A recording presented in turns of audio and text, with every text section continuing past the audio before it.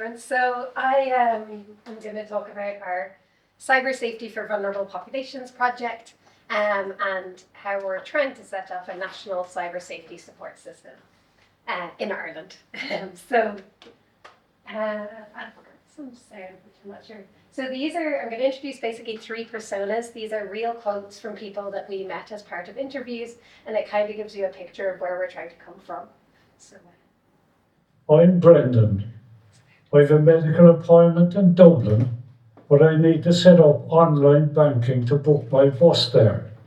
I don't know how, and I'm embarrassed to ask my children for help. I moved to Ireland with my family. I received an email telling me to supply more information and a processing payment for my visa, and I clicked on the link. I lost €20,000.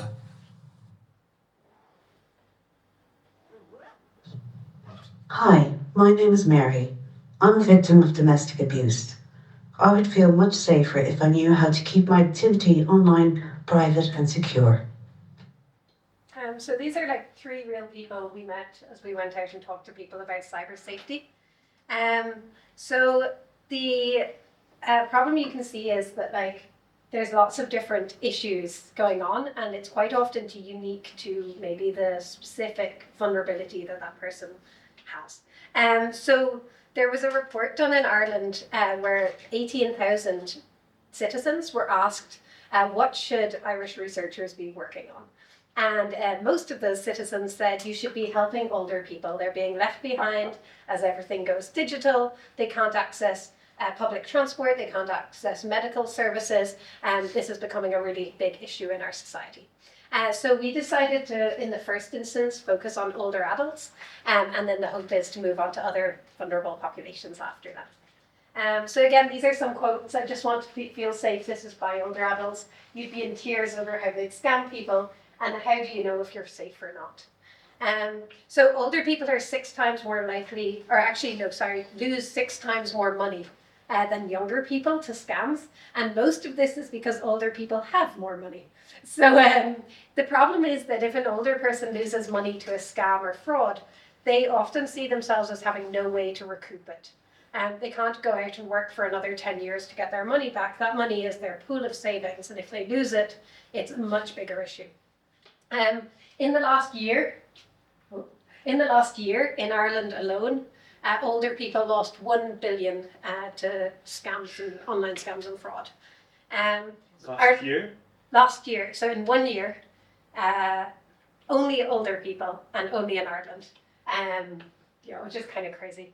So Ireland also has the second highest scam rate in the EU, so we see it as a really big issue in Ireland. And then also, cybercrime that's targeting older adults has risen by 90% in the last year as well.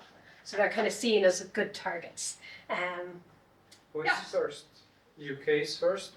I actually don't know. I don't want to say because I think I know, but I might be wrong. So, the UK is not in the EU, so they're not. In the EU. Okay. Yeah. Because it should be English-speaking countries that are more.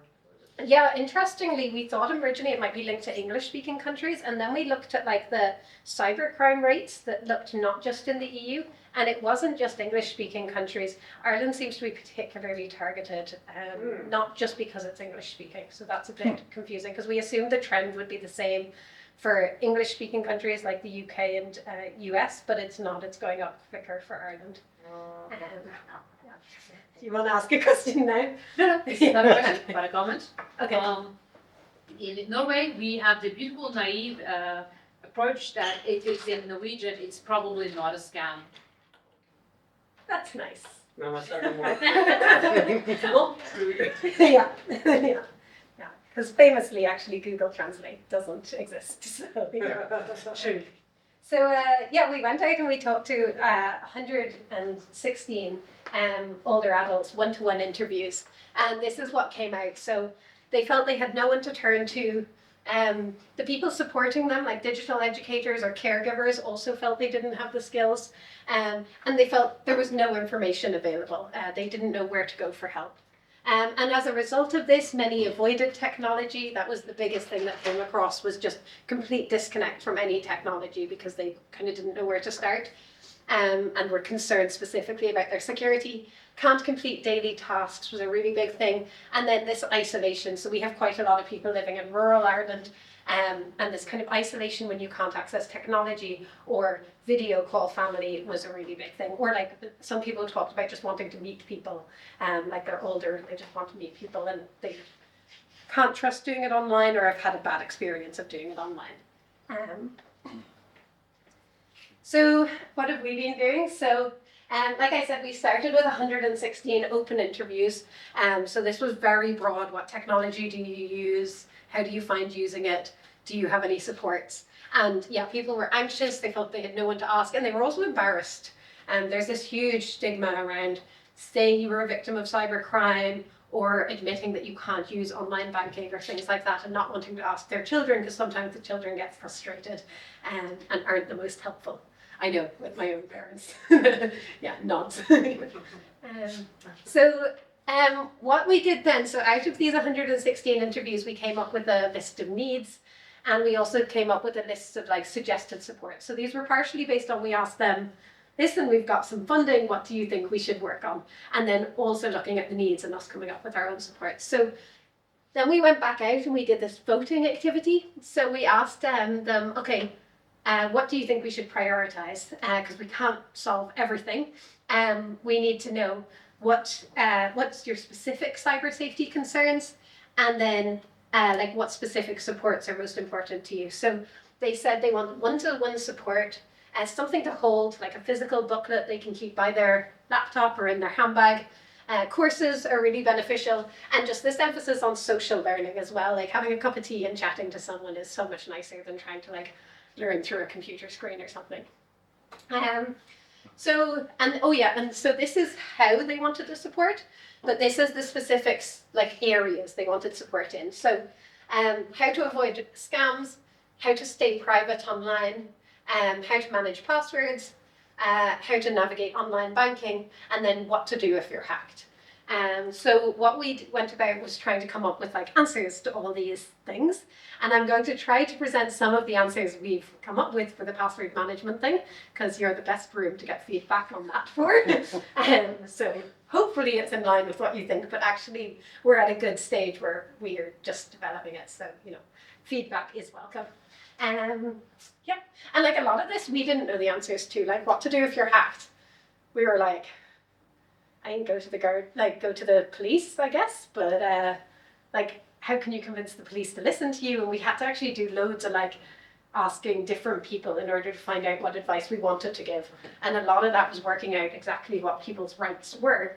And we needed to get legal people on board to say, okay, what is someone's right if they are a victim? And depending on the type of attack, that changes. And then it works a lot better. I don't know if it's the same internationally, but if you go to the Gardaí and you say, I know I have these rights, I want you to write this down, that this is a crime, and I want an ID number to show that you're investigating and that you would acknowledge this, than going in and be like, oh, I'm such an idiot, I've sent money to someone, what am I going to do? And the Gardaí are like, there's nothing we can do about that.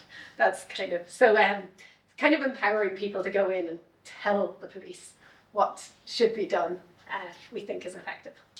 Okay, so all of this was working with older adults directly, but we also talked to people that are digital educators. So there's a lot of charities like Age Action and Age Friendly and Active Retirement that are already, and actually our education training boards already provide courses for older adults. And so we went and talked to them. And the thing we found was that even though they were providing digital courses, like on how to use technology, they didn't know the answer to cyber safety questions. Like, even if you can show someone how to use a phone, doesn't mean you can say, what's a cookie, and should I be accepting them? They also said they've got a lack of resources for teaching cyber safety, and they struggle to promote their courses.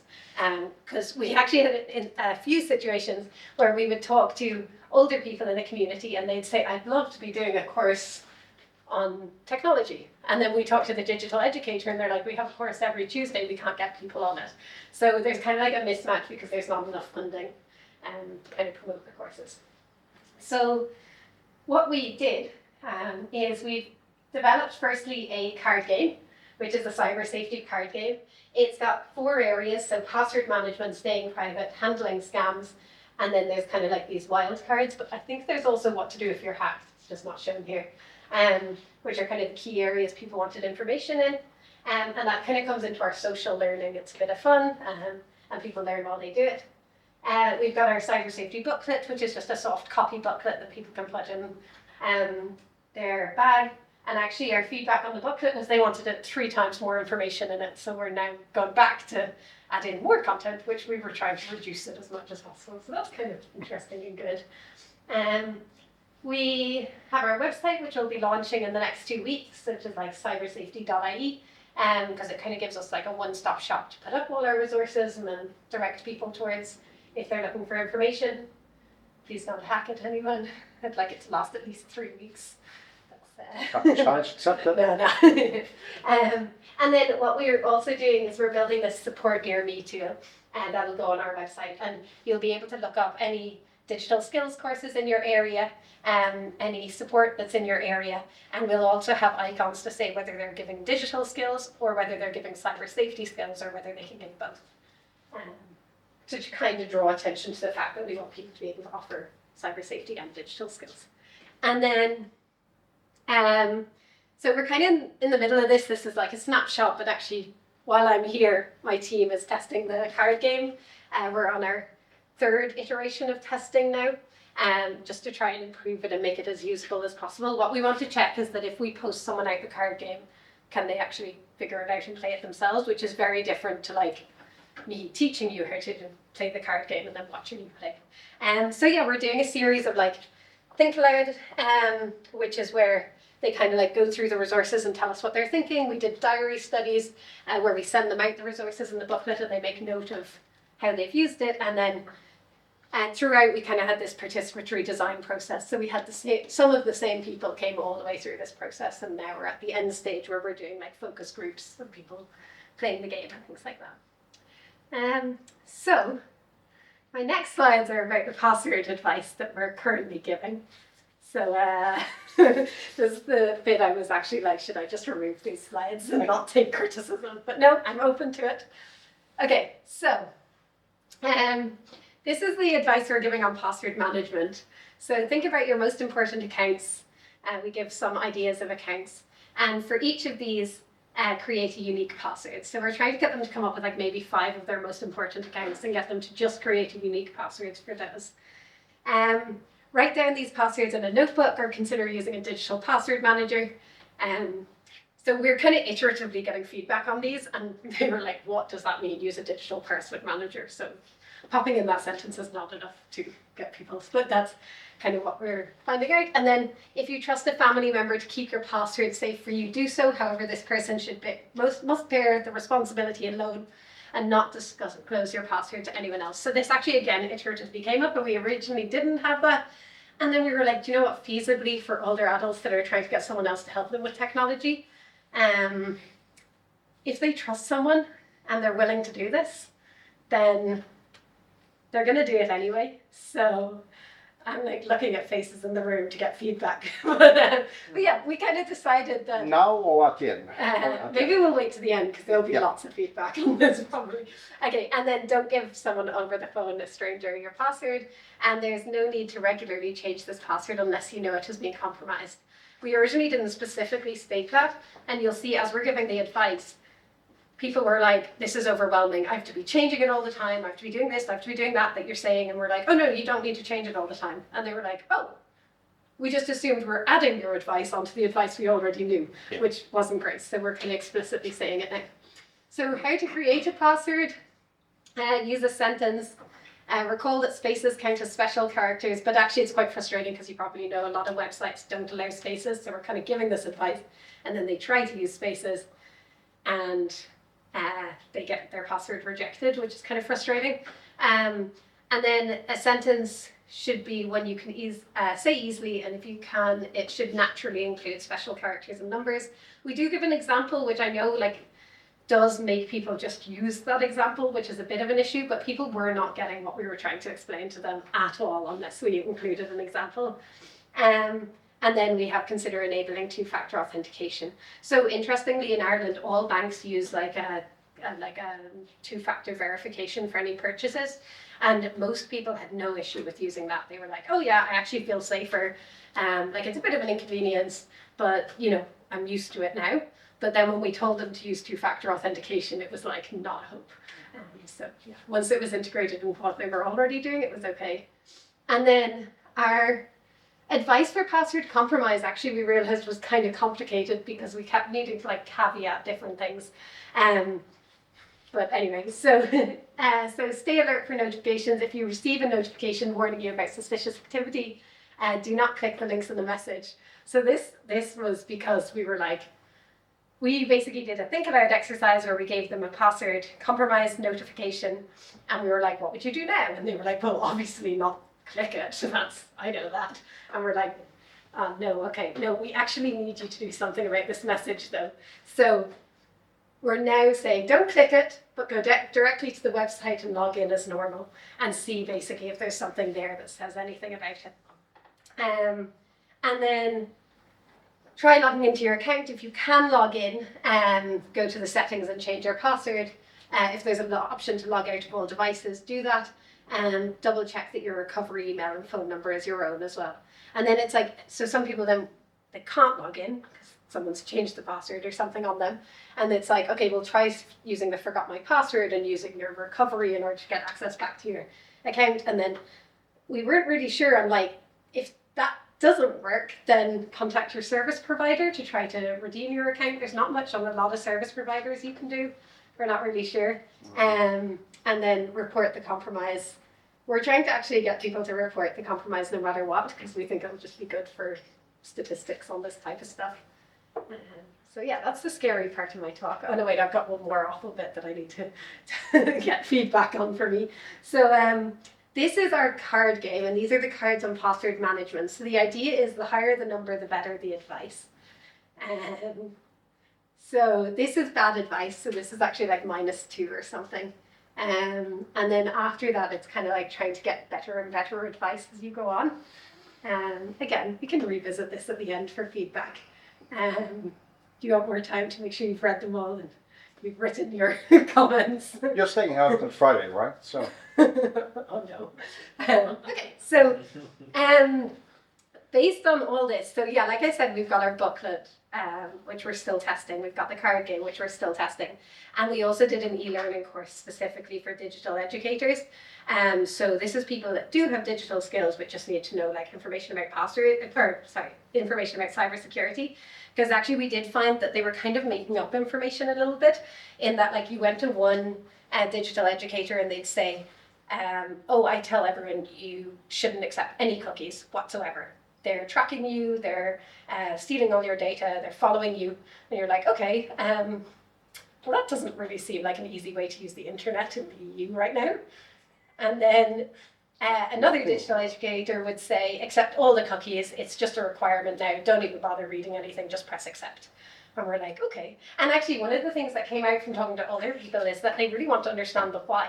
Like, they don't want to just be told, just do that, just do it, and it'll be fine. And especially when we're kind of introducing information that's like, goes against their previous like understandings. Like, you know, there's like, don't write down your password. Like someone was like, we've been told that for 30 years and you're coming along and saying, write down your password. We really need to explain why. Like, why are we suddenly saying this? What is the attack that you're supposedly protecting against to write down your password versus what are the reasonable attacks you're expected to face? So, yeah, so I think that's kind of like our booklet. It was really important for us to explain the why behind all the different pieces of advice. So we did actually get really good feedback on our stuff. So 100% of the people we gave like this information to said they had more confidence. They found the booklet informative. 92% enjoyed the card game. And like I said, we're still iteratively improving the card game because it was kind of trying to find the balance between a fun game and learning is difficult, obviously. So what was quite nice is when we posted people out the resources in the diary study, 89% of them shared the resources with someone else. So they had like a friend that they'd tell about the resources or pass the resources on to. And then for the e-learning course, we got really good feedback from our digital educators that it would be very useful for them to like integrate into their courses, which was cool. Okay, this is a little video. So our national television station came down to look at our card game. More low tech, but this isn't Bridge or 21, it's a brand new game with cybersecurity at its heart. So card game is a way of teaching cyber safety advice. It's brilliant, and it covered cyber, it covered password, it covered everything in a different light. I found it very informative. I think when you see things written down, it's actually better than it's flashed in front of you on the screen. As you're playing the game, you're discussing issues, what you read, the little messages that are on the cards. You tend to, they prompt somebody to say something or, discuss what does that mean. Our plan is to have a national support system for cyber safety for any citizen that wants it. It's a lovely way of passing on knowledge. So, interestingly, the TV show came down to talk to us about this card game, and I said in that video, which went live on our national TV, that our plan is to build a national cyber safety support system, and at that point we had no funding. So, and then 2 weeks later we found out we got more funding in order to actually realize this, and then I'm like, okay, I went on national TV and said we're building it. We better build this national cyber safety support system. So that's a promise. Yeah. It's important to just like say things and then it will happen. So that's what I'm hoping. So this is what we've done so far, and maybe a bit of like what we are hoping to do on our national cyber safety support structure. And the focus of this at the moment is integrating into the existing older adult ecosystem. So we as 8 researchers in one university can't go out and engage with thousands and thousands of older adults, but the charities and all the sectors and the people that work with them every day can. So we're kind of having this approach where if we integrate into what's existing, we can have maximum impact. So the first thing we're doing is we are upskilling cyber safety champions in every library in Ireland. And so there's 26 counties in the Republic of Ireland, and we've got 10 counties on board already, where all the libraries in that county, and there's a library in basically every community in Ireland anyway, will have a cyber safety champion.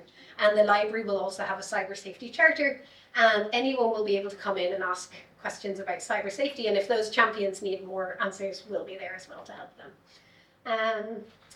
We don't actually have any over-the-phone helpline in Ireland for cyber safety support or like cybercrime support or anything like that, but we do have a crime victims helpline. So we talked to the crime victims helpline, and they said they don't know the answers to most cybercrime. And even when they're like reporting on phone calls they get, they're just putting all cybercrime down into the same category as fraud, which kind of makes it difficult to like figure out what's the cybercrime and what advice is being given. So what we've been doing is we've been upskilling all the volunteers at this crime victims helpline so that they can also help with cybercrimes. We're upskilling digital educators, so that's through our e-learning course that any digital educator can take. And they'll also get like a cyber safety supporter digital badge as well, which is nice for their CVs. This is something we're struggling with actually, so any of the banking people in the room might be able to help. But there was like a big problem where older adults would come into courses and they'd be like, oh, can I get help with how to set up online banking and how to use it? But the digital educators didn't want to be looking at the older adults' bank accounts, and they also didn't want to be using their own bank accounts to show an older adult how to use it. So like all we're looking for is dummy credentials, so that there's only like 4 main banks in Ireland, and we just want dummy credentials or something like that, so that you can teach someone how to use online banking without, looking at their account or using their own account. We haven't made much progress with the banks yet, so if anyone has advice on how to make that happen. So then there's also the thing of family support. There's kind of something called like digital caregivers. It could be like a daughter or a son that helps someone with tech, and we find that those people also don't feel confident. So this started like firstly as an older adults problem, but like it's not at all. Like it's really not. The only reason older adults are like more vulnerable is because they're suddenly having to get on board with technology that's moving so fast and they didn't grow up with. And then the fact that they actually have more money to lose is also another reason. But inherently, like no one really knows the answers to most cybersecurity issues. So even the, 30, 40-year-olds that are providing the help also don't know the answers to cybersecurity things. So we're trying to do more upskilling around that. And they can also get a cyber safety support or digital badge, which is also useful for carers that sometimes don't have opportunities to upskill. So it's kind of a nice certification for them. We're working with healthy age-friendly homes. So these are people that go into older people's homes and make sure they can live independently. And that might be, okay, well, are there ramps? Are there, is there physical infrastructure that's allowing you to live independently? What are the barriers to you living independently? And the idea is people want to stay in their homes for as long as possible. And this charity, it's actually part of like local government. They help, so they're not a charity, sorry, but they help people try to stay in their homes for as long as possible and also support them to do that. And what we're trying to integrate with them is, so they go in and they also look for issues with like elder abuse and coercive control. And we want to upskill them so they can also look for technology assisted coercive control as well. And because they kind of just have a checklist that they go through when they go into someone's house in order to see, okay, these are the indicators of coercive control. And they don't really have anything that kind of looks at technology facilitated or barriers to independence that are linked to technology either. So we're trying to work with them on that. We've got our online support, so it'll be our website shortly, which has a help I've been hacked button and things like that. And then we've got our physical resources, which we're hoping we'll be able to post out to people if they request it, and even libraries give to digital educators. We're not sure because we don't have a sustainability plan for how we're going to afford that when our funding runs out. But we'll probably make them available in PDFs anyway on our website so anyone can download them. Okay, that's bad animations. But basically, how can these changes impact Brendan, Rahul and Mary? And the idea is that at the moment we really have just focused on Brendan. He'll now be able to go into any library he wants. He'll hopefully be able to get information on how to set up online banking. He'll be able to do that in a compassionate, supportive environment and won't need to feel embarrassed. But we haven't done anything for example, like recent migrants to Ireland or people that are suffering from domestic abuse. And there's a huge amount of people that are outside the older adults cohort. So what our next stage is, we're working with lots of different organizations, and actually it's gone beyond this. We're also working with people with intellectual disabilities and people like vision impaired, I don't think it's on here, but domestic abuse survivors, and lots of different groups. And the idea hopefully is to do some sort of a mapping to look at what are their needs and then look at a new priority group. So again, we can't solve everyone's problems, but we could look at one more priority group and try to develop some supports that will help them in their ecosystems. And then the kind of long-term vision is a kind of framework for how to tailor cyber safety supports for vulnerable cohorts worldwide. So this is something we're hoping maybe to expand into the EU and then further afield in other countries, of looking at how you can integrate resources and kind of sustain a cyber safety support system long-term. So if anyone wants to talk to me about that, that'd be great, because we have not figured out how to do it yet. Yeah. And slide. Oh yeah, this is our team. So we have a great team all working on cyber safety. These 3 people are actually working specifically with small businesses, kind of another issue area for cybersecurity, but the rest of us are all working on cyber safety for vulnerable populations. And we're also going to be hiring in the next while for researchers, general research skills, data analytics. We're also hiring a public engagement officer and things like that, so if anyone wants a job. So yeah, that's my talk. I'm ready for feedback.